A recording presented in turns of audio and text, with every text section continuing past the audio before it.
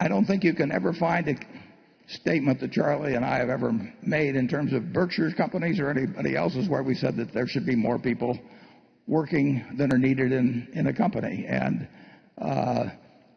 the 3G people have been successful in building marvelous businesses, and it is true that they have entered into some purchases where there were considerably more people running the business than needed.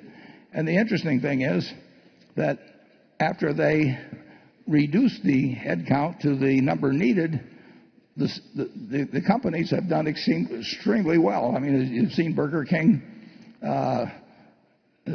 outgrow its main competitor by a significant margin. You've seen Tim Horton have some very good figures in the first quarter, and I don't know of any company that has a policy that says we're going to have a lot more people than we need.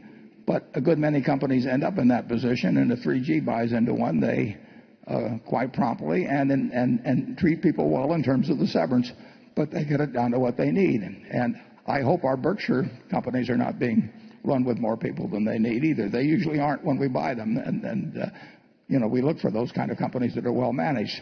3G will, if they find out that 100 people are doing what 50 people can do, they'll get it to where 50 people are doing it, and I think that actually makes sense throughout American business.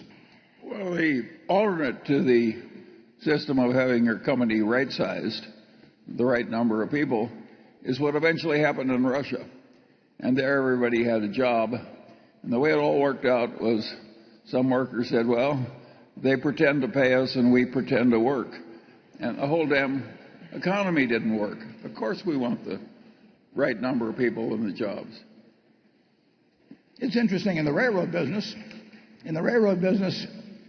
after World War II, in 1947 or thereabouts, I think there were about 1.6 million people in the railroad business, and it was a lousy business. And capital was short for any kind of improvements. And now there are less than 200,000. So they've gone from 1.6 million to less than 200,000, carrying more freight, more distance, and doing it in far safer conditions. Safety has improved dramatically in the railroad industry. And if somebody thinks it would be better to be running the railroads with 1.6 million, people doing it, you would have a terrible railroad system. You wouldn't have anything like you have today. Efficiency is required over time in capitalism, and I really tip my hat to what the 3G people have done.